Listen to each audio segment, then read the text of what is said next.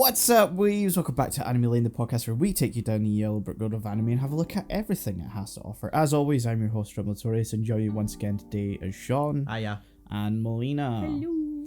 And we're in triple digits, guys. Oh god. Oh god, we're There's- old. Yeah. There's a 1 and there's 2 zeros. There are Oh two god, I'm zeros. scared. On today's episodes, we're on the scene in Patlabor, the early days, directed by Mamoru Oshii, written by Kazunori Ito, music by Kenji Kawai, animation production by Studio Dean under the Headgear group name. It released in Japan between April 25th, 1988 and June 25th, 1989 for a total of 7 episodes. It is licensed in the US by Made in Japan. Made in, not made in, as it maiden. A maiden, a woman. Female. Just to be clear, because my accent doesn't allow me to really make it sound different enough. Maidenless. It's just a subdivision of Sentai. Yeah, and is available in the complete Patlabor box set alongside 3 movies, TV show, and second OVA series. It was licensed in the UK by MVM. However, their license has expired, so you can get it secondhand on Blu-ray, just the early days OVA. It's kind of hard though. Kind of hoping now that Anime Limited have the movies, they might also release the OVA, but as it stands, the UK is kind of a bit iffy on getting a hold of it. But you know, that's kind of a common thing when we cover stuff here. Yeah. What's the announce a release like right after we record this? I would love yeah. that. Yeah, that would be great. The movies have been out for like a year or two here now, because I've got the collector's box set for, like, they released each movie individually. It's not like in the US where they just did like one big box set that had everything in it. It was collector sets for each individual movie. So yeah, this is the original start of Patlabor, I guess. It is the early days. It is the early days. It was just released in Japan as Patlabor the Mobile Police, and then there was the movies, and then when the TV show came out, like as they were releasing them, they added like new titles and stuff just to differentiate. Because confusingly, the second OVA series is sometimes just called Patlabor 2.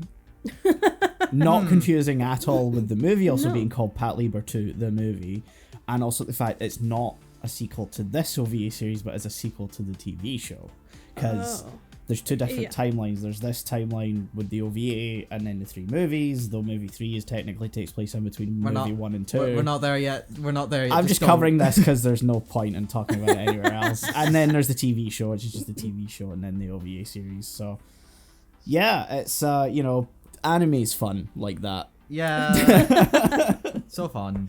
So yeah, this is like 7 episode little OVA, so you know, just straight to video, kind of, I guess, not experimental, but definitely just laying out an idea, which I think the best way you could describe these 7 episodes. Yeah, Definitely. they don't really get into it No. enough, I'd say. Having now seen everything, because when I first watched this, I had seen the movies and nothing else, and then when I had watched it, I then rewatched the movies and then watched the TV show. And I have to say, the TV show is essentially the idea of the OVA, but it's a TV show. So there's more room for They expanded it. little episodic ideas. And so that works because it's like 49 episodes, maybe like 60 something once you include the OVA. Whereas this is 7 episodes. Yeah, and they make strange choices on like what stories to do in what order. I want to say is because that's jumping into my thoughts. That's the main takeaway I had when I specifically watched the last one. I was like, we had this. The whole thing really built up to like a very interesting, serious sort of political thriller thing, and the 2-parter near the end. And then suddenly the last episode is back to the episodic, completely different plot, which has a completely different tone with the rest of it, which sort of left a bad taste in my mouth, I'm sad to say. Yeah. I agree, because it just felt like they were building up this big final end, and then it just kind of is like, okay, now we're done.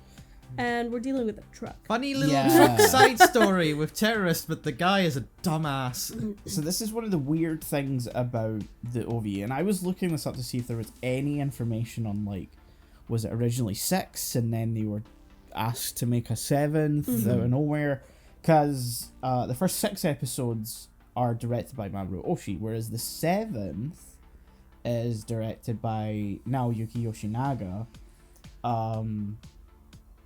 And I don't like. I guess Oshii maybe was working on the movie by this point, because the movie did release the same year the last episode of the OVA came out. So the last episode of the OVA came out. Where is it? I just said it, but I don't have that up. June 25th, 1989, and then the movie came out July 15th. So production-wise, like, Oshii would not have had the time to work on a film alongside. But, like, why would you also have the 7th episode after those last 2 episodes? Yeah, those feel like a very climactic episodes, even though the ending of the whole thing does feel kind of fast. Yeah, I think it's that sort of thing of, like, when you're doing an OVA, it's hard to give it, like, a proper kind of ending. An arc as well. It does sort of segue nicely into the more serious tone of the movies, I would say. Because obviously, like, the first 4 episodes are kind of goofy. Yeah. Kinda. I gotta mention it now that we just brought it up. Fucking episode 3. Yeah, I love episode 3. Peak writing. Yeah. Fucking the whole time there's this kaiju that's just like running around. It's Godzilla basically. Yeah. It is just almost straight up Godzilla 54, which is one of the best movies I've ever seen. Yeah. And it gets better every time I watch it. But like, it's basically a parody. But then like the end of it, you've got the kaiju who's basically Kongzilla. Yeah. In terms of put design. Goth Elf. That is also valid. That is also valid, works, Queen. yeah. I'll give you that. But like, he comes up, he sees what's his name, Papa. the bro. I just call him the bro. Is it Yamaguchi? I think I remember. I just said it to you earlier because he's also like, he's the one who takes out the missile launcher. Yeah, he's the big boy. Yeah, Dude. In my notes, dude. I called him both the bro and Chad. Yeah. I have to scroll back through my fucking 'Cause he's crash the out Chad watching of the Blood group. He Bad just- last night. Anyway, Kongzilla sees him. They have this spiritual, deep connection of Yeah. just staring at each other, and then Kongzilla's like, I have to go now. I need stuff to think through. And then he leaves. Yeah. And that's the end. It's so unsatisfying. But it's great though. I love it. I Yes, personally no. love it. No. I love it. Peak writing. No. Peak writing. No, this is episode 3 is like the most divisive episode in the fan Understandably, base. Yeah. Like, if you're not a kaiju fan, it's a real weird moment. I say a lot of things are stupid, and like it usually bounces between good stupid or bad stupid. This was great stupid. Yes, it's also not the only kaiju thing in the franchise, because there are 2 kaiju episodes of the TV show, and then the 3rd movie is essentially a kaiju flick. I'm so fucking excited. I'm not. Yeah.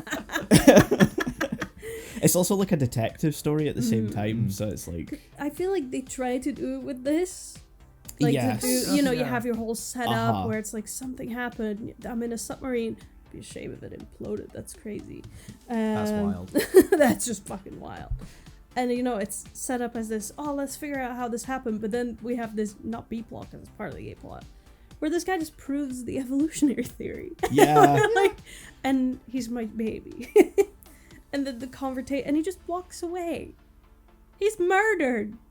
Innocent civilians. Yeah. This is one of those things, if you've not seen Godzilla 54, it's just wild and out of place. He's Yeah, just no, straight up legit. lifted from that movie. He is fully just Designer. a Cool. character. Yeah. Like, I could tell the inspiration yeah. was definitely there. When I say like 1-to-1 from that movie, just instead of building the thing that kills Godzilla, he just find it. creates Godzilla instead. Yeah. And also just find Yeah. the oxygen destroyer, which has the actual Deus Ex Machina of the Godzilla 54. You know that weapon they just grabbed the fuck out of nowhere near the end of the episode? That is straight up the thing from the end of Godzilla Oh. Yeah. that ends up like killing Godzilla in that movie. Wow. Like that's the end of that. They just pull up and I was okay, first off, I hear the roar, like, in between when they're thinking of plans, and I'm like, are they allowed to do that? Like, legally? And then, suddenly, they cut to the oxygen destroyer, and I was like, that's just, you're not even trying now, You can't guys. do that.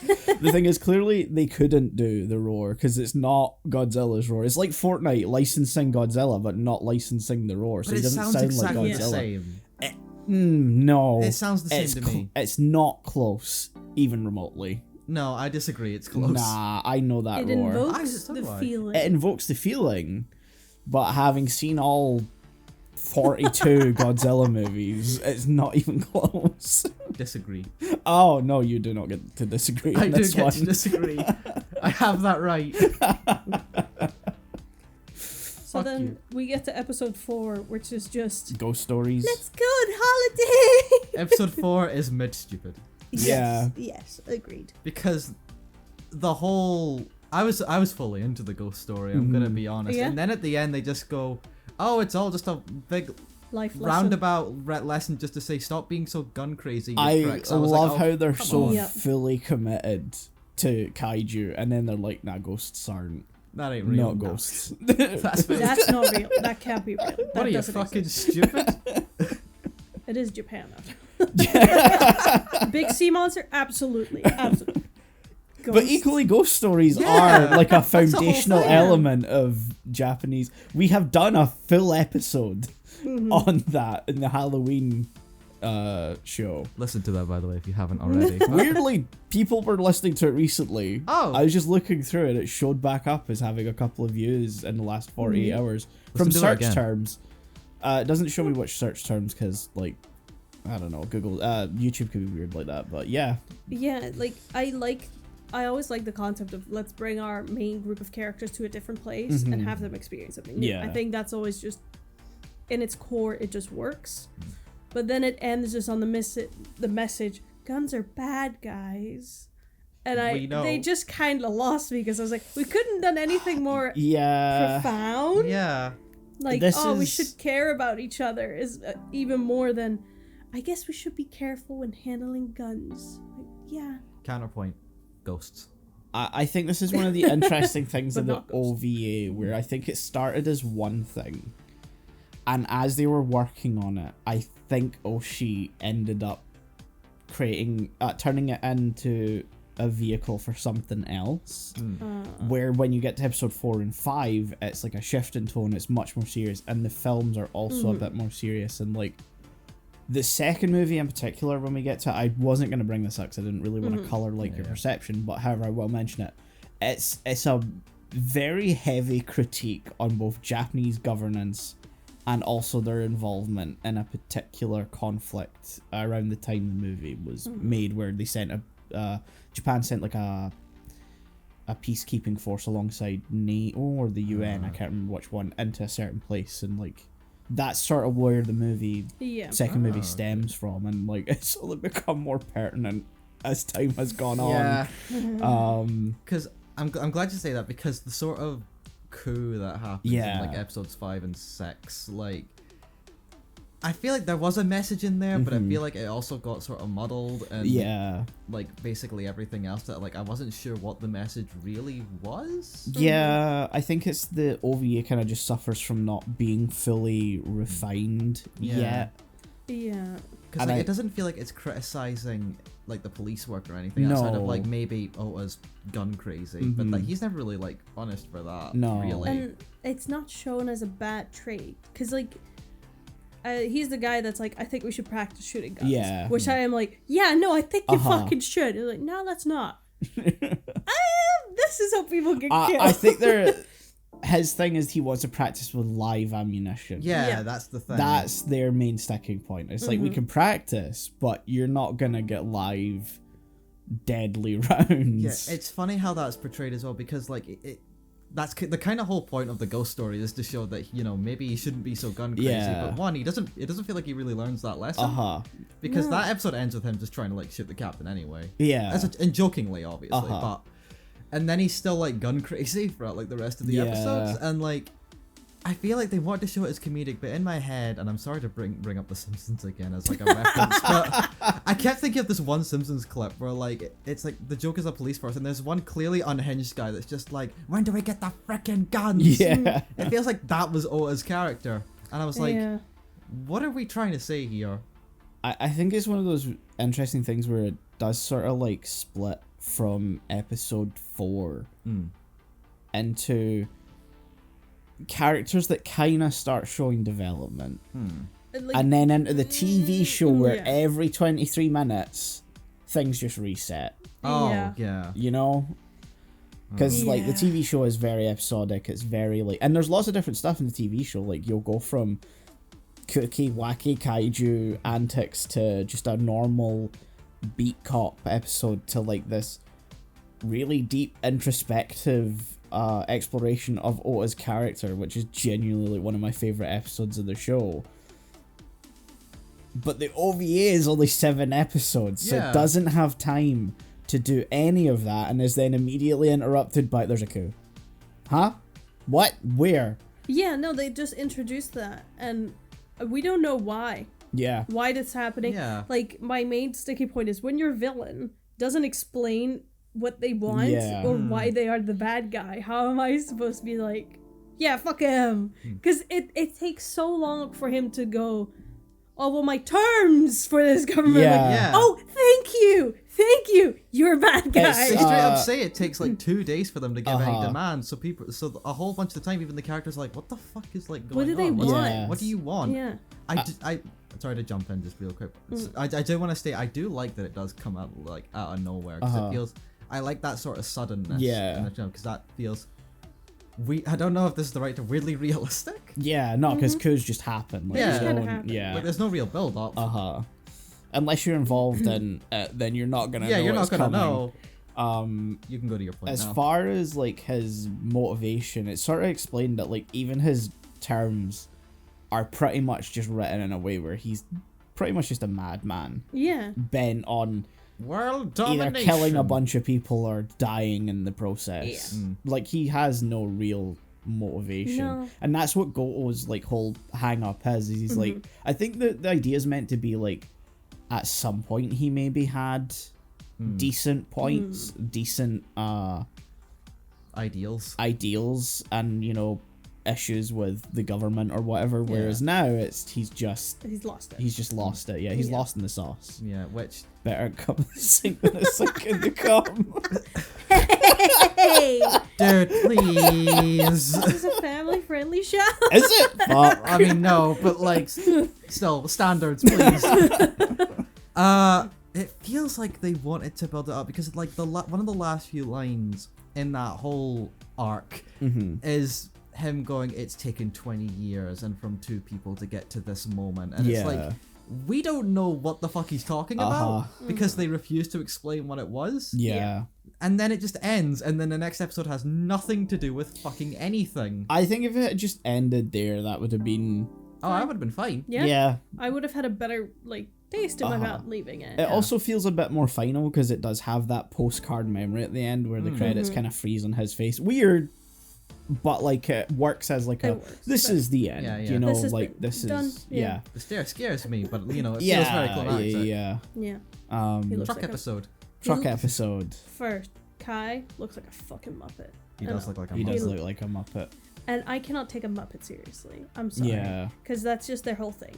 If you give me a villain who looks like a fucking Muppet, I'm not gonna take it seriously. Yeah. It reminds me of that one Lupin we saw where the main bad guy looked like Flint Lockwood from Cloudy with a Chance of Meatballs, and I just couldn't take him seriously anymore. wasn't that Sweet Lost Night, or is that one of the other ones? It was either 7 Days Rhapsody or Sweet Lost Night. It was one of Yeah. the two. God. But yeah, it reminded me of that. I noticed that immediately, and I couldn't take him seriously. Yeah. No, I think character design is so important. Mm-hmm. And I think sometimes you just miss the mark a little and you're hung up on Yeah, it. it's. I think it's because they're still cartoonish in a way, but the character designs for the show are very grounded compared to a lot of stuff we've seen. And then sometimes just straight on shots of Kai's face don't work. No, They're trying so Yeah. hard for you to take him seriously. Because there's like there's that. like a hand behind his face controlling his Yeah. eyebrows, and you can see it. Tim Henson's there. He's Yeah. coming back. It's like there's a description in a lot of books where it's like, you know, someone says something and then the narration is like he pressed his lips into a thin line. Yeah. And I've never been able to properly picture that as a thing someone does. And then there's the scene where Asuma has gone to Hokkaido and he's sitting in the noodle bar and Kai comes in And Asuma just happens to turn around after eating his noodles, and Kai's just sort of sitting, head fully turned 90 degrees, looking at him just with a like the Kermit full scrunch. like straight line. Yeah. Yeah. He is 2 seconds away from doing the Waldorf. Hey, there's Kojima's best friend. Does Kojima know that? Now, if it was him in the series, 10 out of 10. Yeah. But unfortunately, no. That's after the coup finished. Yeah. They save the day, and he's like, "Ooh." That's the credits. It's just Kojima sitting there going, oh. On a loop. Every 2 seconds it loops. Best series, but no. Just to like go off of you mentioning Asuma, I feel like the main ensemble cast didn't really have enough fleshing out that I This had is any connection to them. I rewatched the first episode of the TV show this morning because I had to confirm something, and it's that the OVA does the worst fucking job of introducing everyone, because it does just introduce everyone. Yeah. Everyone starts their day one in the first episode, whereas when I watched the first episode of the TV show, I had watched, obviously finished watching the OVA, and I was like, I'm pretty sure this was not the case. And so I watched the first episode of the TV show, and it's not. Everyone else is already at SV2, and our in is Noah.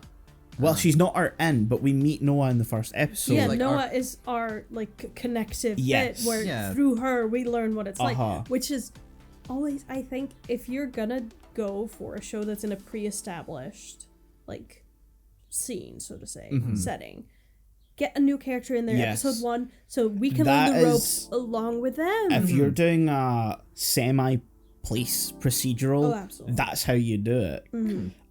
Because in the show, everyone already works at SV2. You've got Goto, obviously, as the captain. Ota's already there as a pilot, but he's piloting one of the older mechs. Asuma at the time is his second. Yamazaki's just the truck driver. I don't know if Shinshi's there. Like, you don't see him in the first episode, but they go to pick up the new mechs, the Ingrams. And they're like about to see like a test unit that's almost finished, and someone hijacks it. Noah's there for her aptitude test to see if she can become the pilot. It gets stolen, and she chases it down and takes it back. And so that's like the introduction. Everyone is already established in SV2. Noah's the new element, and at the end of the episode they say, here's your new pilot, and it's Noah. Because that's one of my main sticking points. Like, I thought Noah was such a bad main character. And this, yes. Like, I don't care about her. I think they infantilize her. Yeah. Way too much. Time. Which, you know, I understand the whole child prodigy thing and all that, but they just made her seem little girl. Yeah. And it just, especially if you're introducing them all in a bunch, you're gonna get, you know, your one-word descriptors. We have wife guy. Yes. Gun guy. Yep. Big guy. Chad. So, and then she was just kind of there, and the only thing you kind of remember is she's the girl. Yes. But she's not the hot girl. No. That's a different That's character. a different girl. Yeah, so as soon as different girl gets introduced, I'm like, that's hot girl. Yeah. This is child girl. That's not good that we're doing this. Yeah. There's two different hot girls, though. Yeah, American hot girl. American hot girl who's definitely not the least bit American. She speaks English and everyone goes, And then she speaks Japanese and everyone goes, She's Japanese American from Hawaii. Get it right.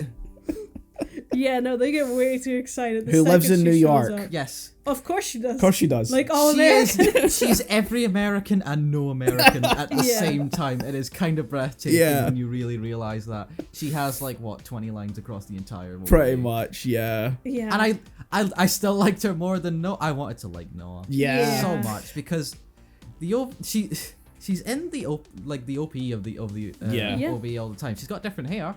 Yeah, the someone first fucked up. like 30 seconds, no, first maybe like 10-15 seconds of the OVA, she's colored with the wrong hair color for some reason. It just does that in sunlight. Yeah. Oh, fun. Because I was watching it, I was like, did I forget something about the character designs in this? And then just the next part of the OP plays, and I was like, never mind.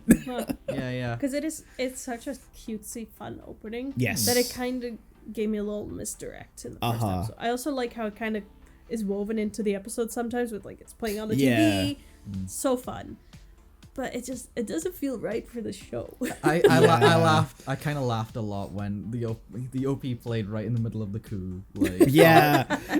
Like, cause that was a very serious, like, oh god, it almost feels like there's gonna be like some sort of conflict, and it's like da da da da da da da da. And then the 7th episode doesn't have an OP whatsoever. No, and I initially was like, oh, this means it's taken a turn. Yeah, I was watching. I was like, this is gonna be like a really even more serious episode than the last one. Oh, like we're starting off silent, nice, like new logo, no opening theme. What the hell is happening? And then immediately, I just didn't care because there was zero tension throughout the whole fucking. It's so funny that they seem to use that episode of the moment of going, I think we understand this series a lot better, and then proceeded to have the rest of the episode, and it kind of makes you feel like, no, you don't. Yeah. You don't know what the fuck you're doing. No, I know what you're trying to do, and it's not fucking working. Yeah.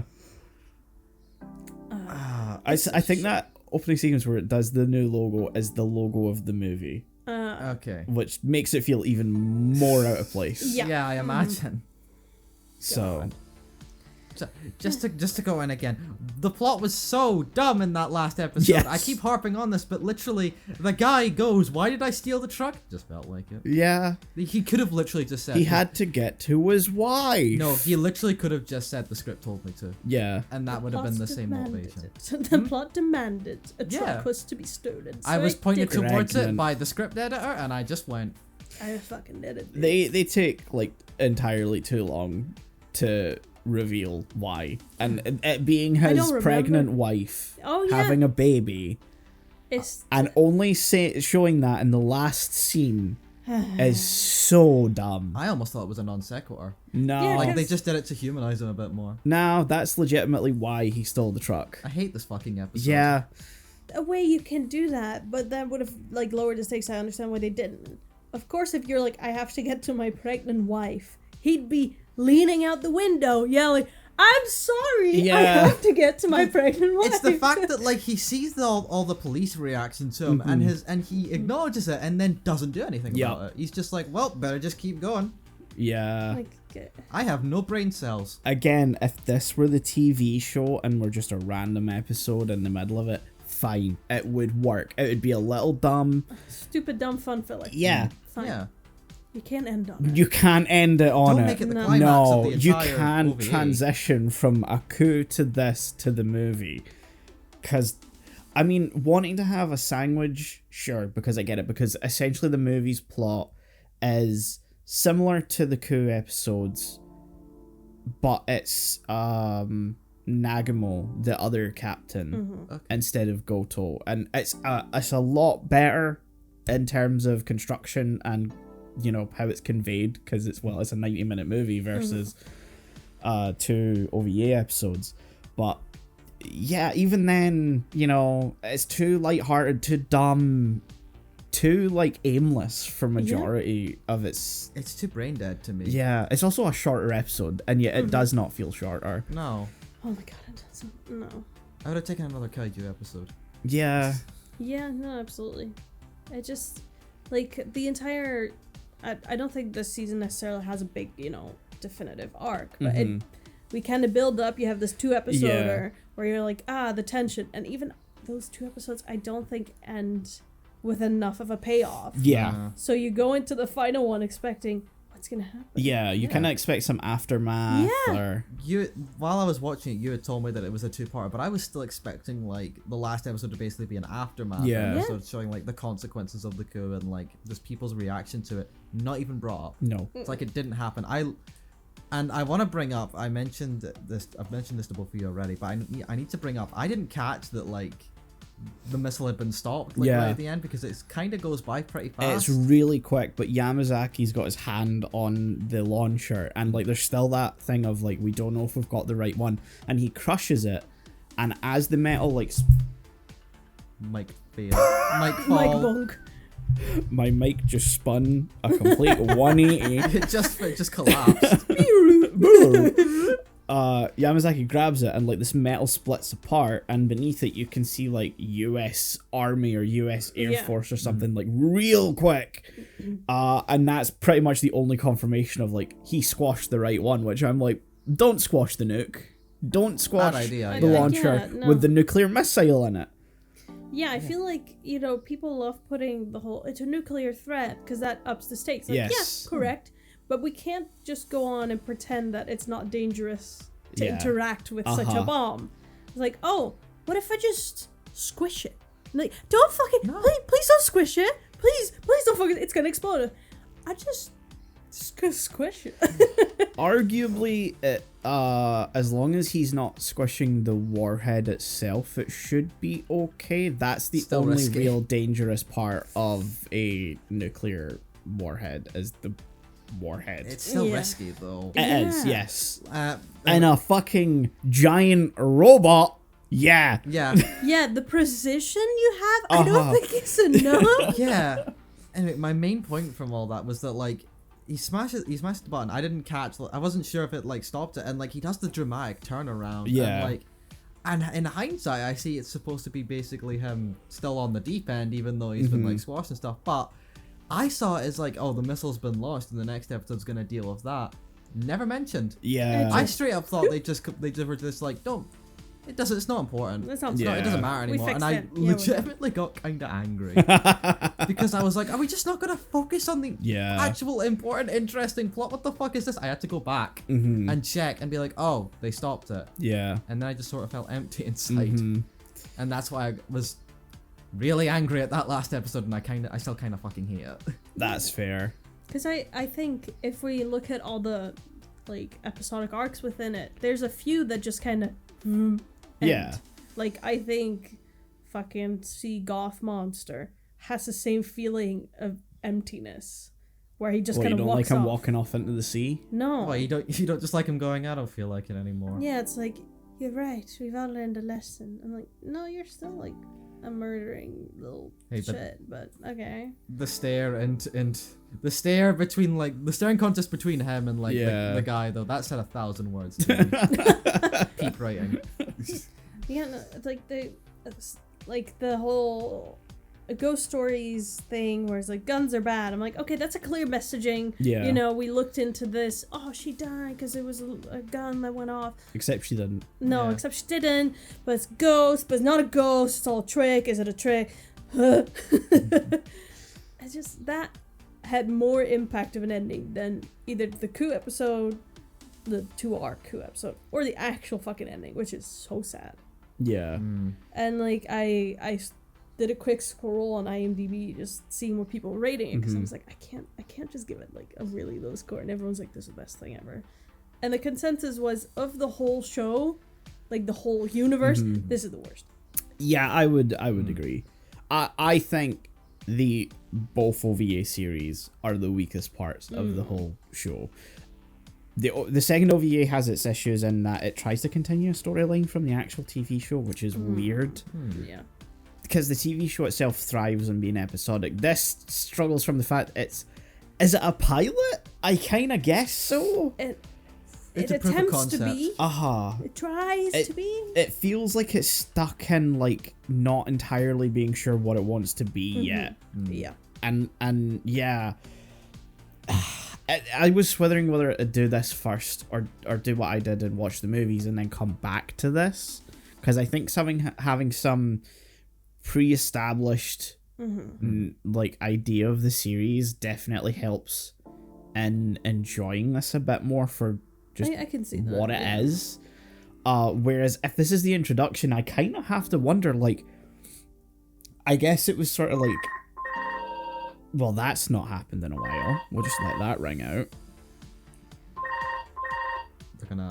They're calling us to make sure that the coup went ahead. I can't even see that. I don't think it says a number.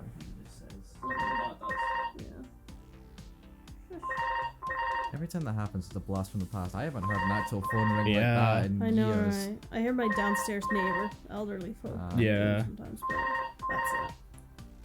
Last time I heard a phone like this was from like my dad's house in like 2017. God. Hey, there we go. I think it's yeah. Okay. We return to our usual programming, ladies and gentlemen. Yes. This is a horrible introduction to all characters. Yes. Yeah.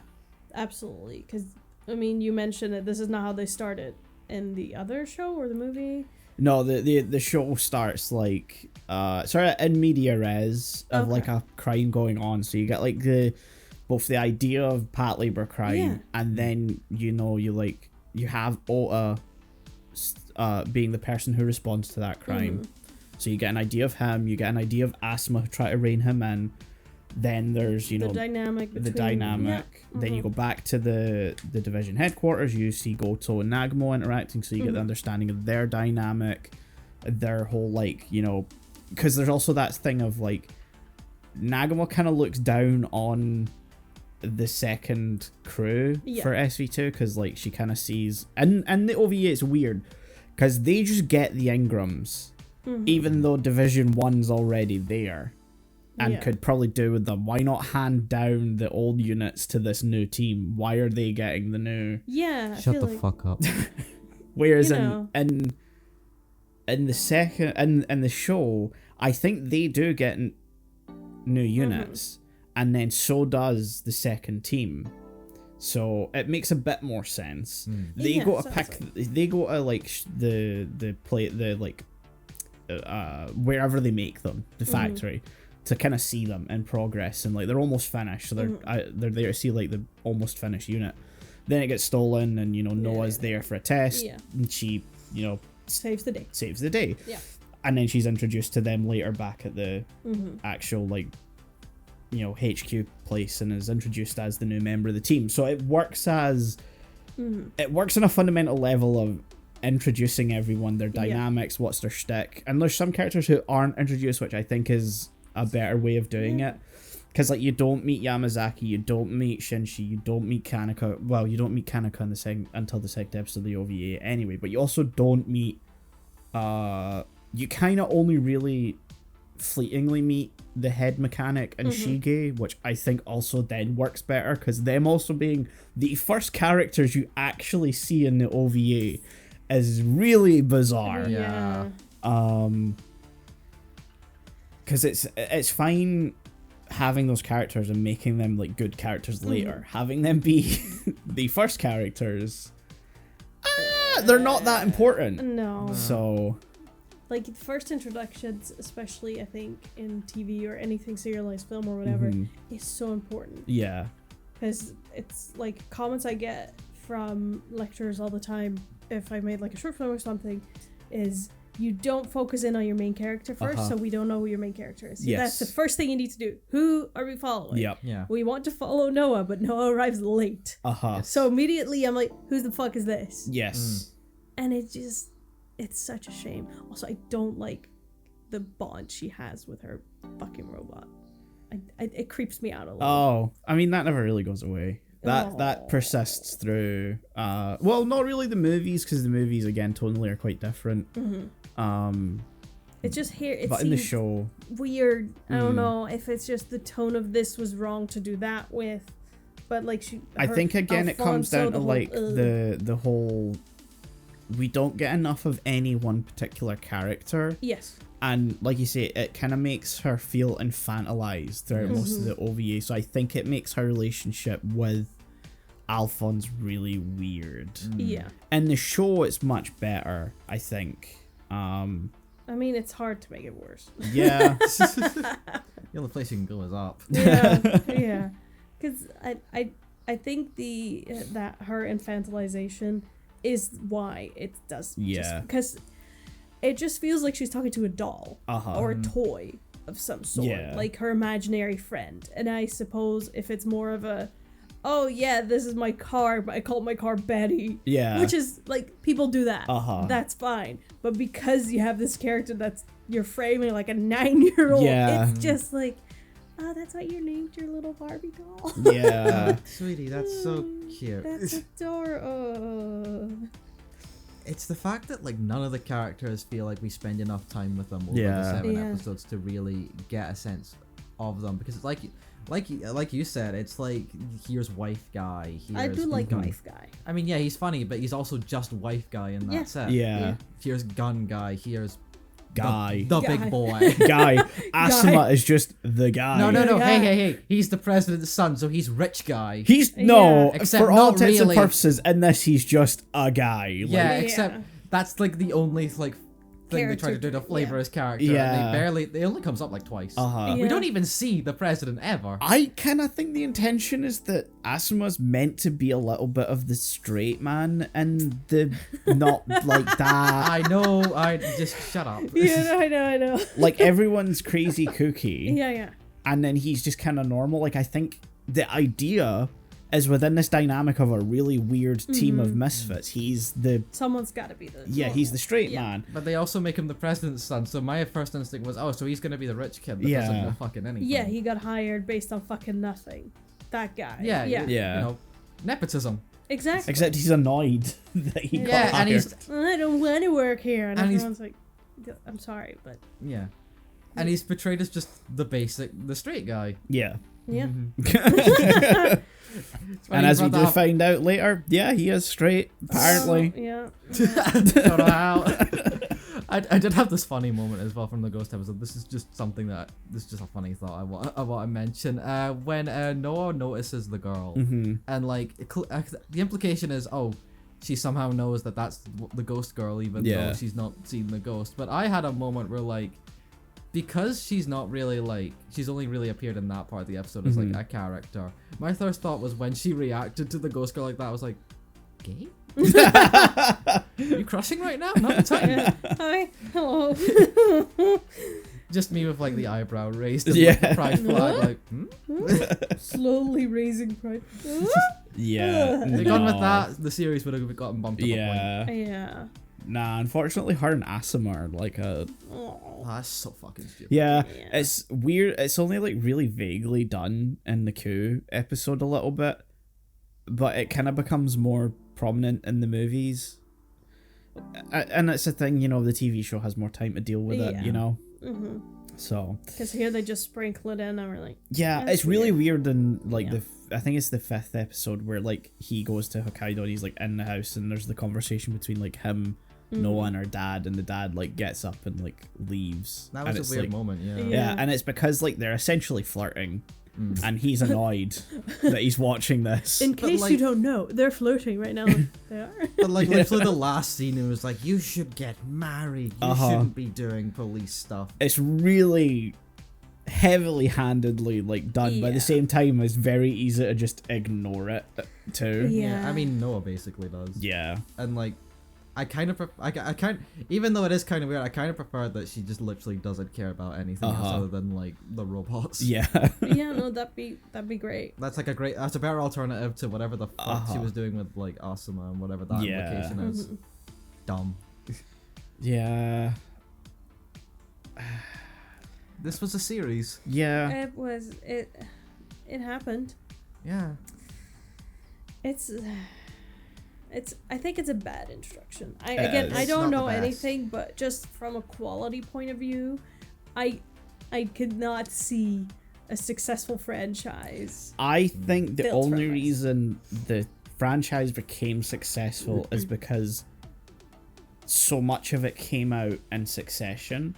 So you had the OVA finishing in the June. The movie came out in the July. At the same time, the manga was coming out. Yeah. Then the following year... Oh, no, I think even maybe the same year. I think maybe the September is when the TV show started airing. Holy shit. The longest gap was between the end of the TV show and the second movie, which came out in 94, I think. So there was 5 years between the first and second movie.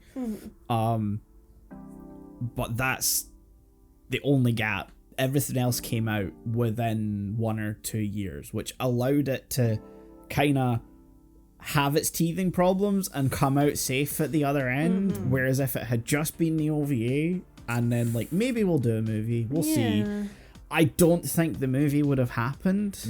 No, because from this I cannot see a large audience being like, I want more. Yeah. Because they really left you with a sour taste in your mouth. Like, I don't really care what they do. Like, you've not hooked me with anything unless you are already interested in, like, its concept. I do not see a foreign audience, like, that isn't already into, like, police, mechs, whatever. They're not going to connect with it. I think this maybe would have been novel at the time it came out as well. Like, I don't think anything like this would have really existed. I think because like there is that distinction in mech stuff of like real robot and super robot. You know, real robot being Gundam, and then super robot being Promare for comparison of stuff we've watched. But this is probably real robot in like the truest sense of the concept. Because even Gundam by the end kind of strays into super robot territory. Yeah, the battle in space is kind of very... Like the whole conflict at the end between Char and Amuro, where like both of their robots just get shot to pieces, and like somehow Amuro can still sense where Char is, and then he survives, and they all find him, and they take down Albaoku. It's all very, you know... Yeah. Whereas this, there's like no...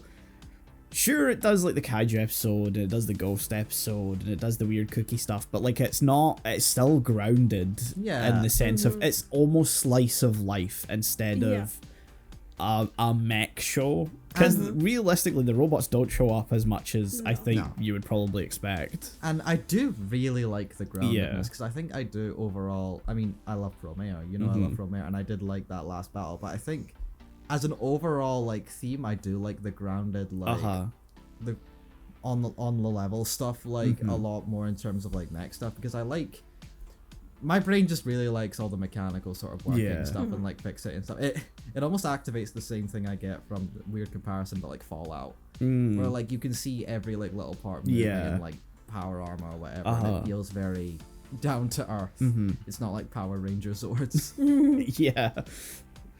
Yeah. Like, so overall I like that. I just wish it had been done a lot better than what the movie did, because to give it a ranking, I'd give this maybe 6.5. Just to jump on that. Yeah. That's very high.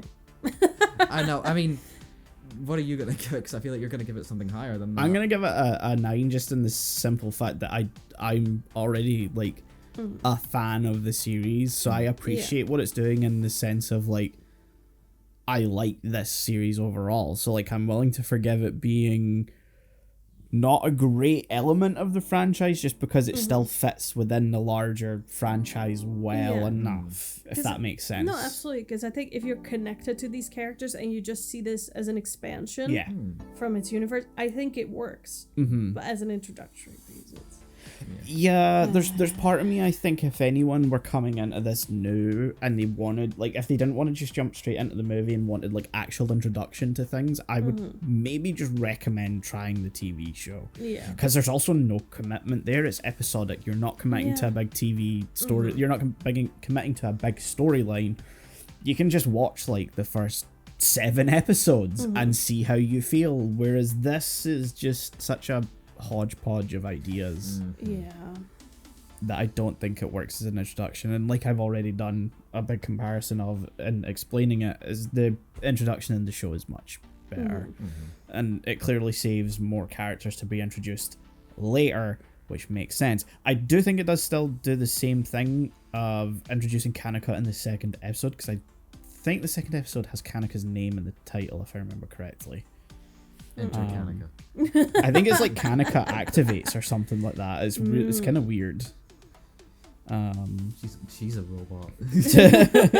Wait, we were the robots the whole time. Oh no! So the first episode is called Ingram Activated. That's where I'm getting confused. The second episode is called Kaneka Has Come. Dun-dun-dun-dun-dun. Wow. I'm sorry. That came very unexpected. Oh Jesus. And then you've got episode 3, this is SV2, where it says at the beginning, Noah's introduced to life at the SV2. So it does a much more paced introduction of everyone, everything. So yeah, check out the TV series if you want to get a better idea of this, because generally the idea of the characters is essentially the same. And then you can probably segue into the movies, which are completely different, but are like on an artistic level very good. I mean, I gave this a relatively low score for me, but like I am looking forward to the movie whenever we get to it. I'm glad I committed to putting the movies in, whether one way or another. Yeah. Sorry, Melina. Yeah, I have to give it a 4 because I just didn't connect with it. at all. I'm not a huge fan of like police type of shows. ACAB. Real queen. Hey, except for Brooklyn Nine-Nine. That's the only like notable exception. Like, yeah. And I just like we talked about it. It's just not a good introduction to it. Also, it's just Paw Patrol with mechs and that. No. Yes. No. I'm going to tell you. This series is. Paw Patrol is Patlabor with dogs. Get it right. This came first. No, I saw Paw Patrol first, so in my brain that's... No, you're categorically wrong. Well, in my brain I'm right, and that's all that matters. Yeah, no, I do look forward to see what happens with the characters, because it's just a matter of seeing something that you know people enjoy being fucked. Kind of, where you're like, oh, I can tell there's heart. Yeah. I can tell there's potential. I like the little episodic arcs. I think they're fun. Do I like the whole anti-gun messaging? No.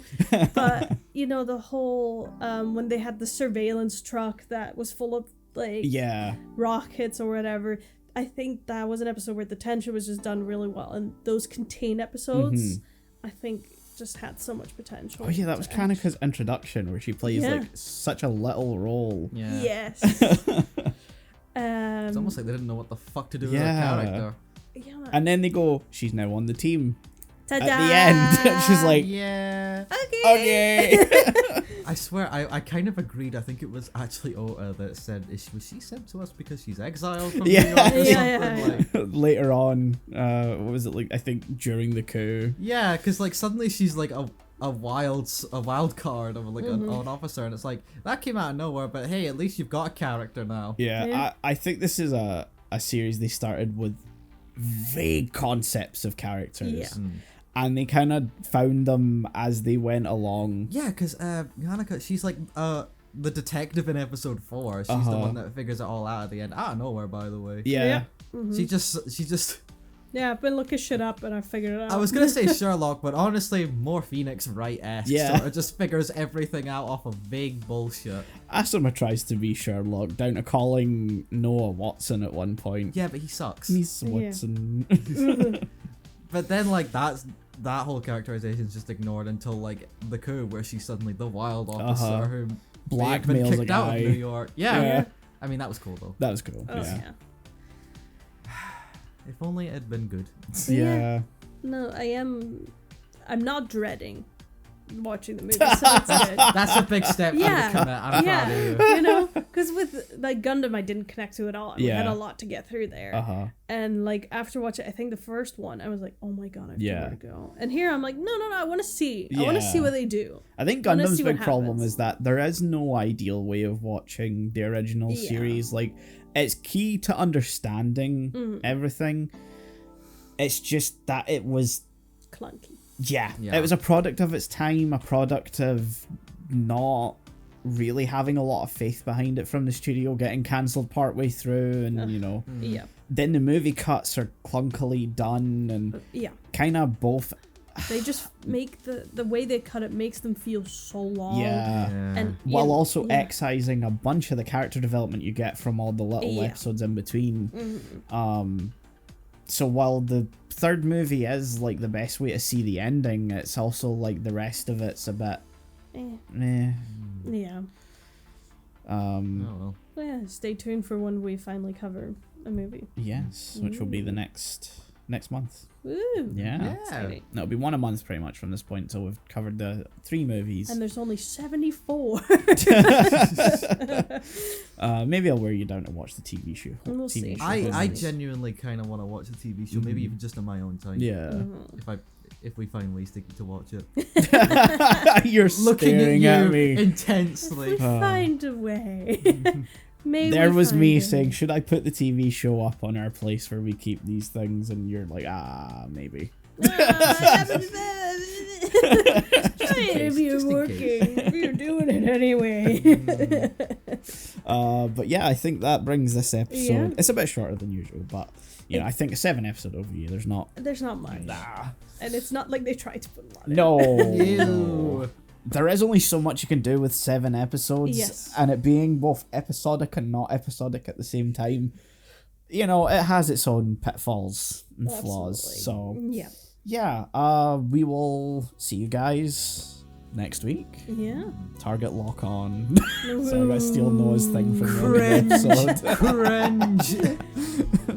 Bye. Bye.